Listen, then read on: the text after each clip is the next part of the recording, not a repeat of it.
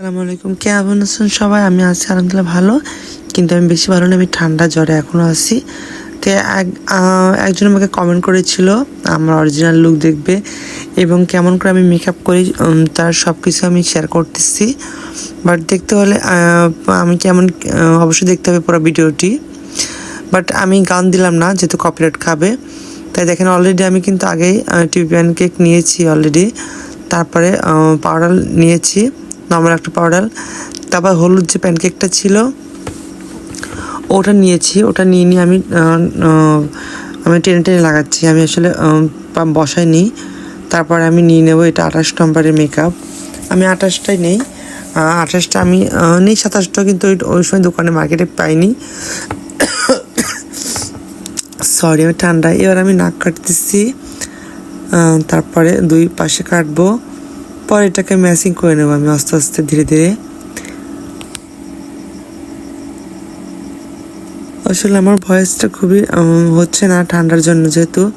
তো এবার আমার শেষ প্রায়। এবার আমি উপরে যে ডাস্ট পাউডার আছে ওটা আমি ইউজ করে নেবো হালকা, ওইটা একটু বসাবো। বাকিগুলো সব টেনে টেনে নিয়েছি। যদি আমি বসাতাম তবে আমার সময় লাগতো, কিন্তু মেকআপ ভালো হতো। সময় খুবই কম, আমি কম সময়ে দেখাচ্ছি। এবার আমি নিয়ে নিচ্ছি চোখের ব্রুটা ঠিক করব, হয়ে গেছে আমার চোখের ব্রুটা। এবার আমি চোখের এই যে শ্যাডোটা নিব হালকা করে। আমি বেশি বড়, চোখটা বেশি বড় করব না, ছোট করে রাখবো। অলরেডি শ্যাডো করা হয়ে গেছে, দুই পাশে কাটা হয়ে গেছে।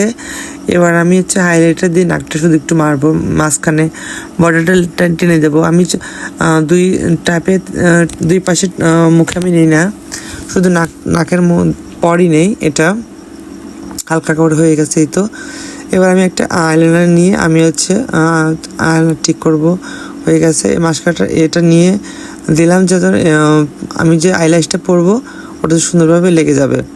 বাট আমি চোখটা ছোটোই করে নিয়েছি। এবার লিপস্টিকটা পরবো, যেহেতু একটু শুকিয়ে যাচ্ছে, তারপরে আমার লিপস্টিক কমপ্লিট। এবার আমি দেখেন যে কমপ্লিট আইল্যাশ পরে গেছে। আমার ড্রেস আপগুলো আমি পরতেছি অলরেডি। এবার আমি চুলটা পরবো, টিপ পরেছি, একদম আমি ন্যাচারাল করে সেজেছি আজকে, খুবই কম সময়ের মধ্যে সেজেছি। আমার প্রায় চুল পরানো শেষ, আমার চুল পরা হয়ে গেলে আমার মেকআপ কমপ্লিট হয়ে যায়।